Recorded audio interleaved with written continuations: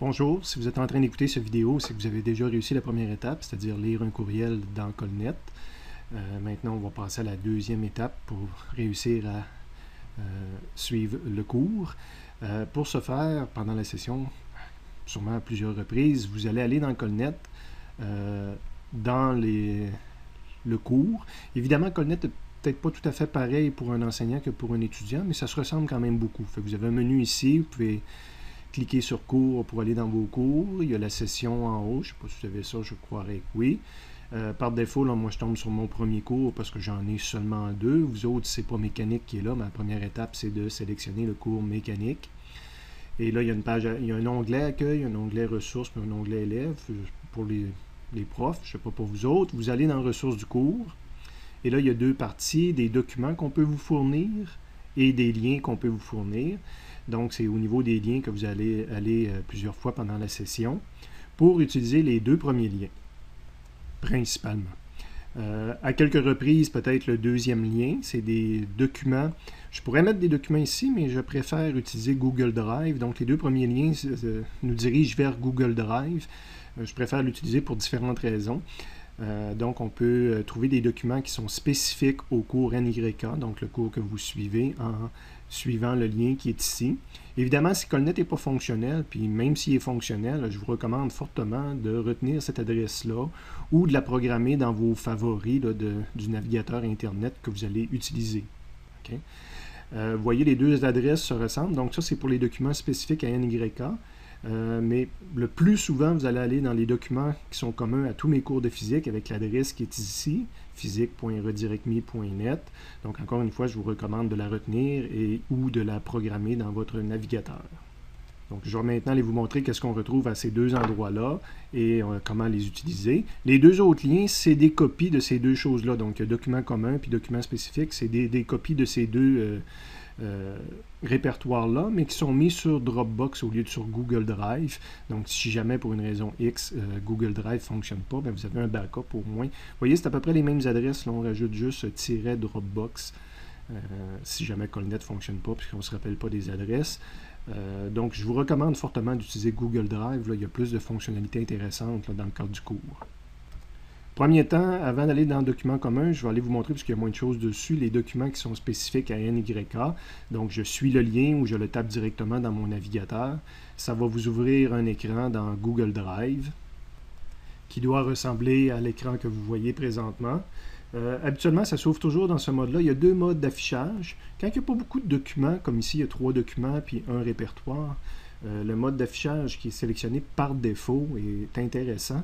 Vous allez voir, bien souvent, je vais vous recommander de passer en mode liste, okay? Quand il y a beaucoup de documents. Malheureusement, même si on se met en mode liste, la prochaine fois qu'on l'ouvre, il tombe toujours en mode grille. On retrouve donc à cet endroit-là des documents que je pense que je vous ai montrés rapidement. Je les réouvre. Quand on clique dessus, ça l'ouvre comme ça. On peut les visualiser comme ça. On pourrait toujours les sauvegarder sur notre ordinateur après. Donc ça, c'est l'horaire des groupes. Je vous ai mentionné qu'un étudiant pouvait le consulter pour voir si jamais il y a une absence, s'il pourrait reprendre son cours ailleurs. Quand on veut fermer ça, on clique sur le petit X ici. Ça revient à l'écran en arrière. On a le plan de cours, donc je vais l'ouvrir et repasser rapidement dessus avec vous. Donc, je vais juste vous souligner, je vous invite à le lire au complet, le plan de formation, mais je vais vous souligner quelques petites affaires. La pondération, je n'ai déjà parlé en classe, surtout concernant la classe inversée. Mon local, j'en ai parlé. J'attire votre attention sur quelques mots, vous le lirez au complet. Autonomie, donc vous allez voir la façon que se déroule le cours. J'atteins vraiment cet objectif-là qui est mentionné là. On vise aussi, comme c'est mentionné, beaucoup à développer la démarche scientifique. Donc, je vais mettre beaucoup plus d'emphase justement sur la démarche scientifique que sur les connaissances de physique à proprement parler. Utilisation des technologies appropriées pour le traitement de l'information. Aujourd'hui, les technologies, c'est l'ordinateur, c'est Internet. Fait que la façon dont se déroule le cours, on est en plein dans ça. Savoir communiquer ses résultats, vous allez voir, j'insiste constamment sur la façon de présenter nos choses. Résolution systématique de problèmes. Je vous donne une méthode de résolution qui est extrêmement systématique. Et méthode de travail développée, je vais vous donner des méthodes de travail. Fait que je rejoins très bien la façon que se déroule le cours, les choses qui sont mentionnées ici. J'ai mis mathématiques en surligné ici, c'est pour vous mentionner que j'essaie de sortir toutes les mathématiques de mon cours de physique.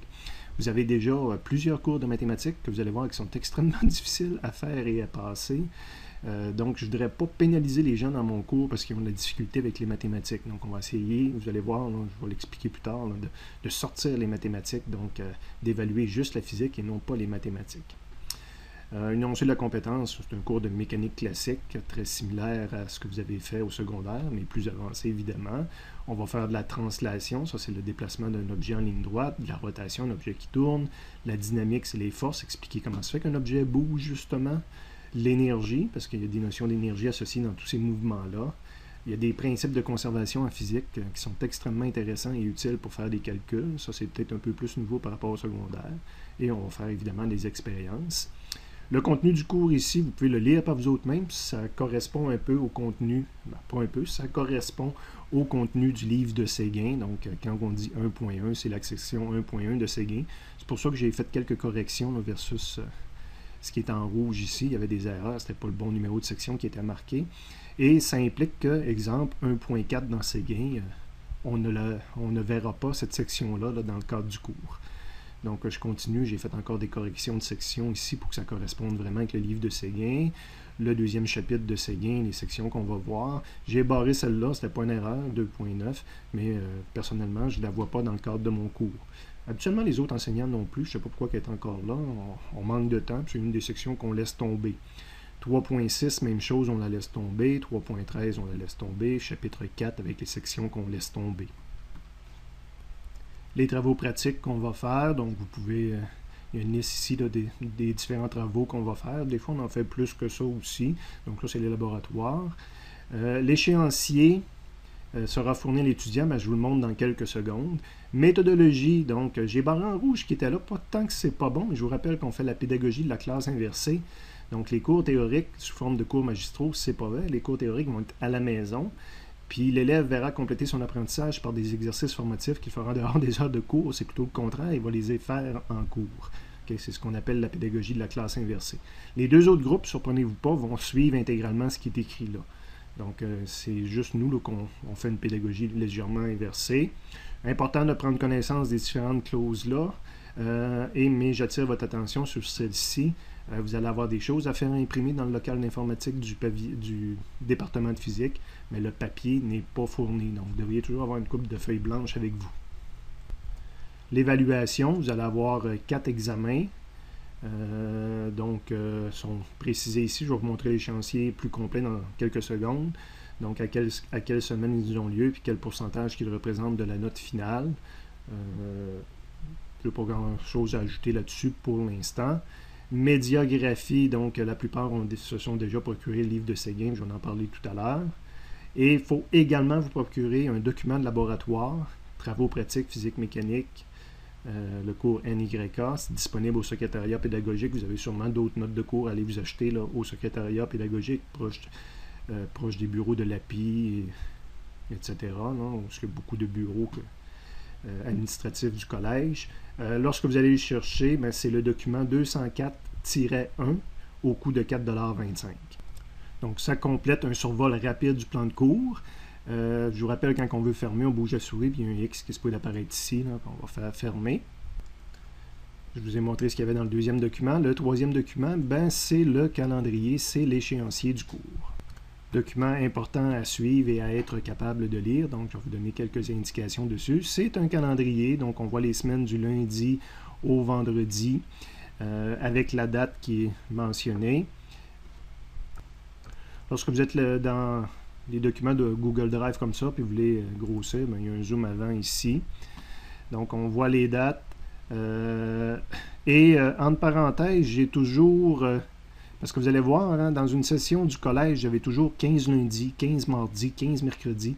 C'est un peu comme les jours 1, 2, 3, 4, 5 que vous avez connus quand vous étiez dans vos commissions scolaires au secondaire. Sauf que nous autres, ça n'existe pas le jour 3. C'est le jour lundi, le jour mardi, le jour mercredi. Fait que comme au secondaire, il n'y a jamais de journée qui se perdait. Si on avait un congé ou une tempête qui tombait sur le jour 3, à un moment donné, le jour 3 était repris, mais c'est un peu le même principe ici. Fait qu'il y aura toujours 15 lundis, 15 mardis, 15 mercredis. Il y en a des étudiants des fois qui nous disent « il y a eu une suspension de cours à cause de tempête, grève, quoi que ce soit. C'est pas juste. Nous autres, il y a un lab qu'on n'aura pas que les autres... on va faire un lab que les autres ne feront pas parce que ce mercredi-là est annulé. Le mercredi va être repris à la fin de l'année. Il y aura toujours 15 lundis, 15 mardis, 15 mercredis. C'est ce qu'on retrouve entre parenthèses là, ici, que je vous montre présentement.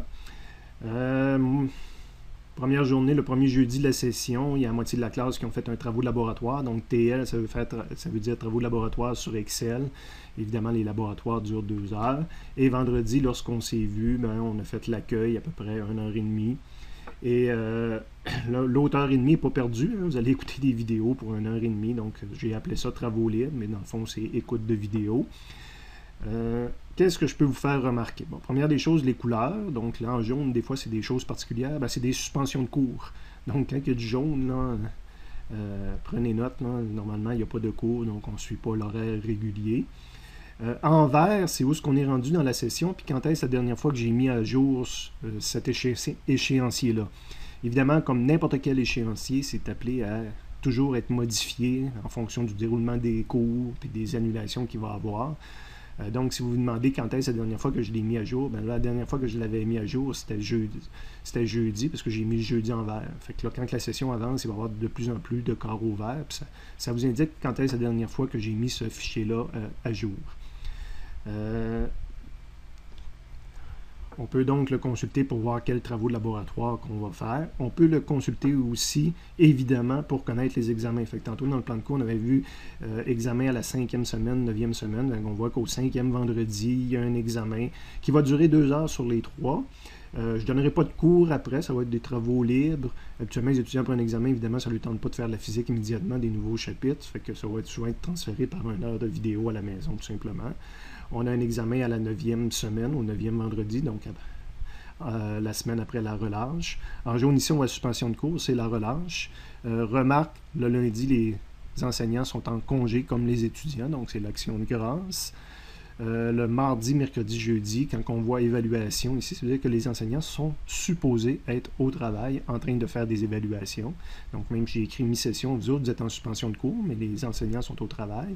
Et si c'est écrit congé, chaque fois que c'est écrit congé, les enseignants ont également un congé officiel. Donc, ici, c'est écrit congé mi-session. Si vous essayez de venir au collège voir un prof, il risque de ne pas être là.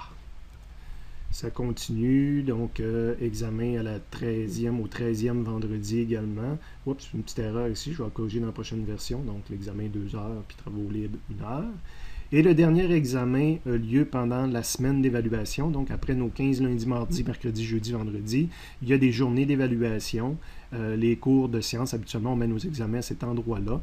Là, temporairement, j'ai dit que c'était appelé à être modifié un échéancier. Je l'ai mis ici le 16 décembre, mais ça, on fait un tirage au sort. Donc, ces 3 journées d'évaluation-là, habituellement, vous avez un examen de physique, un examen de mathématiques et un examen de bio, puis on tire au sort là, qui passe en premier, qui passe en dernier. Fait que ça va être appelé à être modifié.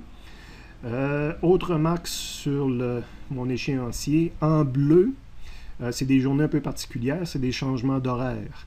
Fait qu'exemple, jeudi prochain, c'est l'horaire du lundi. Okay? Je vous parlais tantôt que pour nous autres, lundi, mardi, c'est comme un jour 1, 2, 3. Jeudi prochain, on fait la journée du lundi en termes d'horaire. Puis ça arrive une autre fois à la fin de la session aussi, où le lundi, c'est l'horaire du mercredi. Donc, vous les avez en bleu. Dernière chose, et non la moindre, que vous devez savoir et être capable d'utiliser sur cet échéancier-là, c'est les choses à remettre.